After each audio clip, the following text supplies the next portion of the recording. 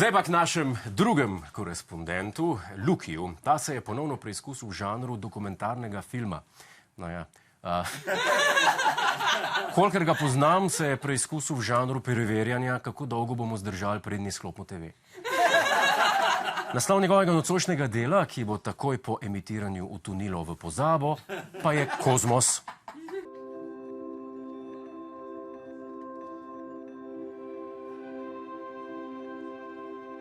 Vesolje, neskončno prostranstvo, ki nas prevzema in skoraj meji na temu, kar razumemo. Od velikega poka vse do globokih prostranstev črne luknje. Prvič v zgodovini človeštva imamo moč in sposobnost to raziskati, se vprašati, od kod prihajamo, kje smo in kam gremo. Pred približno 14 milijardami let, to je približno toliko, kot je stara Svetlana Makarovič, se je vesolje začelo z dogodkom, ki ga poznamo kot veliki pok.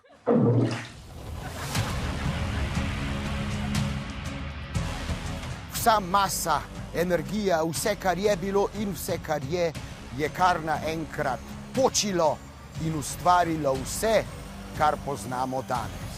Mene, tebe, vas, mamica, očko, babica, kužke, mucke, pahor, Janša, čisto vse nas je ustvaril veliki pok. In počasi, a sigurno, so nastali tudi pogoji za prvo življenje. Iz skromnega življenja enoceličnih organizmov smo se razvili vse do tja, kjer smo danes, do modernega človeka, Homo sapiens sapiens. Čeprav se včasih zdi, da nekateri med nami uporabljajo le eno celico. Ukrotili smo naravo, njene elemente. Postali smo gospodarji našega planeta in naše usode. Sami si jo krojimo. Pardon. Ja, draga, seveda bom posesal, pospravil bom perilo. Jaz vam tudi tebe rad. Ljubčka. In gospodari svoje usode.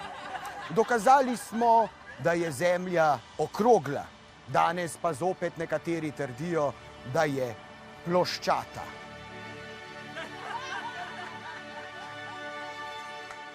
Skozi zgodovino človeštva nas spremlja mnogo vzponov ter mnogo padcev.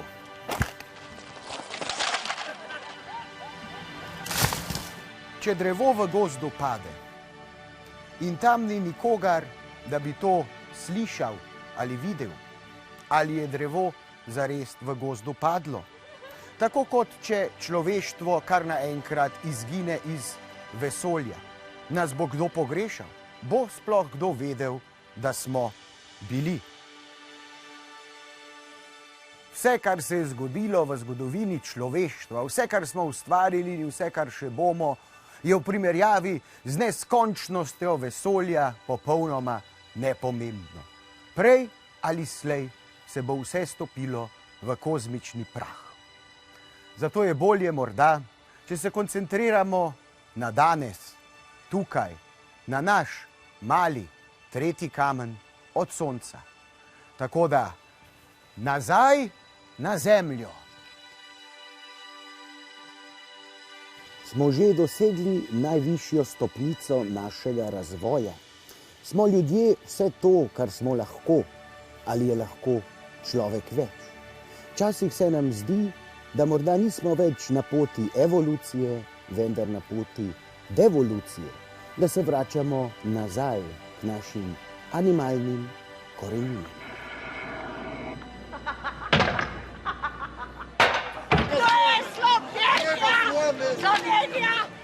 Tisti z najvišjo inteligenco med nami imajo IQ nad 180.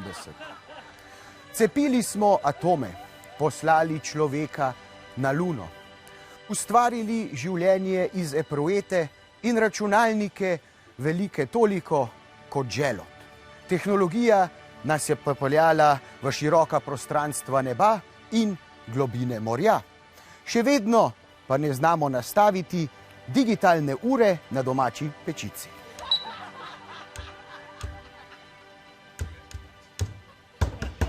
Kdo je na boljšem? Genij, tisti, ki se zaveda vsega, ki je zmožen ustvarjati, a svojim zavedanjem je tudi preklet. Preklet v vedenju, da ni niti človek lastne usode in da je vse, kar je ustvaril, minljivo. Ali je morda bolj srečen norec, ki ni niti gospodar svojih lastnih misli, kaj šele dejanj. In se vesel, nasmejan, kotali po travi, brez da bi vedel, kaj ga jutri čaka.